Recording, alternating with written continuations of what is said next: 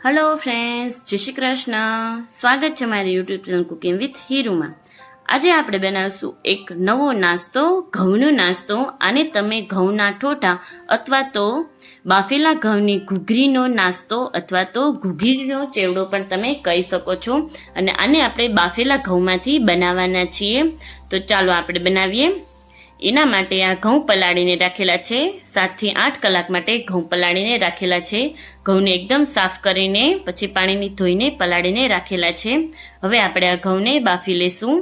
બાફવા માટે કુકર લીધેલું છે અને પાણી હોતા જ આપણે આ ઘઉંને આની અંદર નાખી દેશું અને ઘઉંને આપણે સરસ રીતે બફાવા દેશું। થોડુંક એવું મીઠું નાખી દેશું એટલે કે ઘઉં આપણે એકદમ સરસ રીતે બફાઈ જાય। આપણે આની 7 થી 8 સીટી કરવાની છે।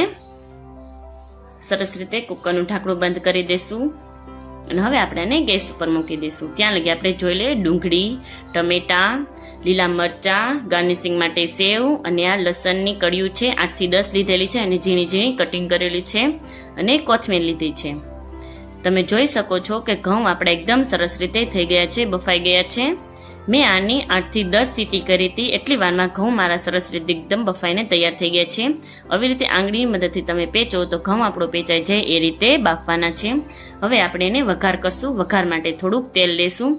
2 થી 3 ચમચી જેટલું તેલ લેવાનું છે। ઓછા તેલની અંદર આપણો આ નાસ્તો બનીને એકદમ તૈયાર થઈ જવાનો છે। લસણની કળિયું એડ કરશું અને લીમડાના પાન એડ કરશું। 1 મિનિટ લસણની કળિયુંને આપણે સાતળવા દેશું। લસણની કળિયું આપણી સતળાઈ જાય એટલે હવે આપણે આની અંદર ડુંગળી એડ કરશું।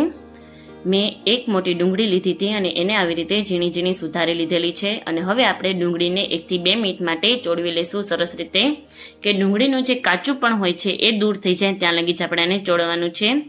મીઠું એડ કરી દેશું 1 ચમચી। ઘઉંની અંદર બાફતી વખતે તમે મીઠું નાખ્યું છે ખાસ ધ્યાન રાખવાનું। મરચાં એડ કરશું। 2 મોળા મરચાં લીધેલા હતા એને આવી રીતે ઝીણા ઝીણા સુધારીને એડ કરશું આપણે। હવે આની અંદર ટમેટું એડ કરશું। 1 મોટું ટમેટું લીધું હતું એને પણ આવી રીતે ઝીણું ઝીણું સમારીને લીધેલું છે। બધા મસાલાને આપણે એકદમ ફાઇન બફાવે નથી દેવાના, એકદમ સરસ રીતે નથી ચડવા દેવાના। થોડાક અધકચરા આપણે આ મસાલાને રહેવા દેશું। હવે આપણે આની અંદર મસાલા એડ કરશું। અડધી ચમચી હળદર એડ કરશું। 1 ચમચી ધાણા જીરું પાવડર, લાલ મરચું પાવડર 1 ચમચી થી અડધી ચમચી। તમે જે લીલા મરચાં નાખ્યા છે એના ટેસ્ટ પ્રમાણે નાખવાના કે કઈ રીતના તીખા છે એ રીતે। જો બહુ તીખા હોય તો લાલ મરચું સ્કીપ કરી દેવાનું।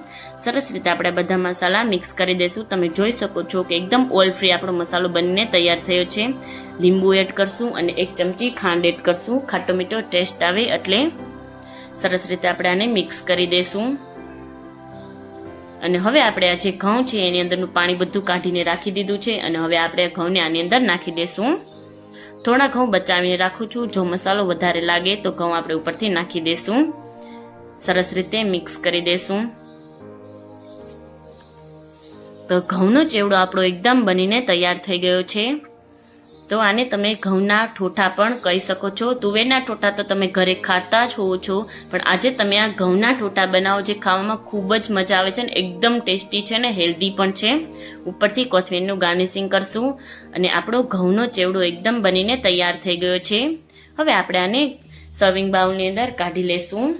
તો તૈયાર છે આપણા ઘઉંના ઠોઠા અથવા તો ઘઉંના ઘૂઘરીનો નાસ્તો, જે તમે થોડીક જ વારની અંદર ઘરે બનાવીને રાખી શકો છો અને વરસાદની અંદર આ ખાવાની ખૂબ જ મજા આવે છે।